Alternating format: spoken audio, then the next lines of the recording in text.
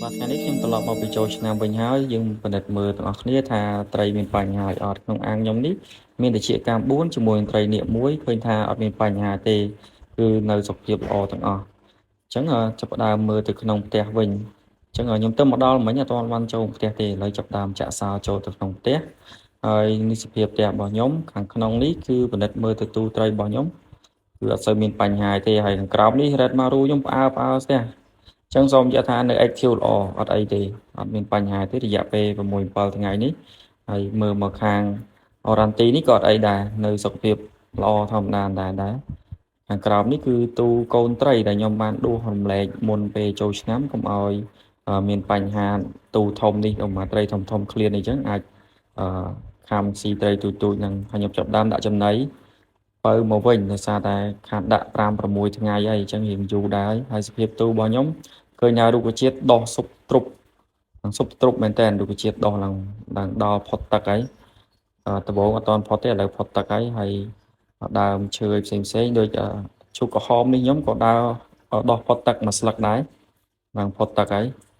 អញ្ចឹងរុក្ខជាតិទុកប្រហែលថ្ងៃនេះទោះបីជាអត់មានពន្លឺក៏នៅតែដោះធម្មតាអញ្ចឹងអត់មានបញ្ហាទេសម្រាប់រុក្ខជាតិខ្ញុំចាប់ដើមរាប់ម្ដងឥឡូវក្រពើនៅក្នុងនេះមានមួយគឺអត់មានបញ្ហាទេនៅមួយដែរតែត្រីរបស់ខ្ញុំដូចជាបាត់មួយចំនួននៅក្នុងនេះអត់ទាន់បាត់អីខ្លះទេតោះតែមើលសិនថាមានបាត់ត្រីណាខ្លះភាសារយៈពេលយូរដែរ5 6ថ្ងៃហើយអត់ដឹងថាត្រីលោតឬក៏មិនម៉ូលីសធំខ្ញុំនេះគឺនៅធម្មតាទេអត់មានបញ្ហាទេហើយមើលនៅក្នុងនេះមានម៉ូលី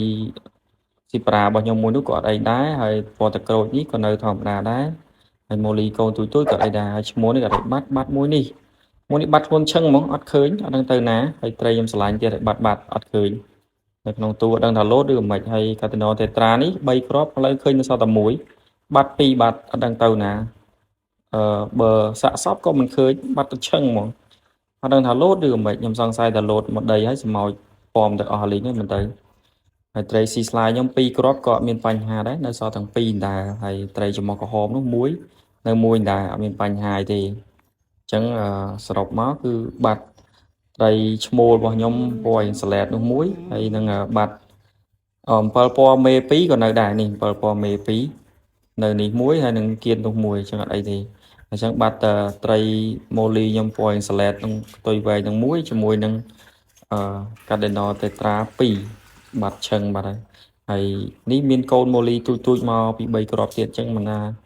ប្រហែលថ្ងៃហ្នឹងក៏កូនម៉ូលីមានកើតថ្មីទៀតដែរព្រោះមុនខ្ញុំចូលឆ្នាំទៅខ្ញុំបានដួសចេញទាំងអស់អាលីងហើយ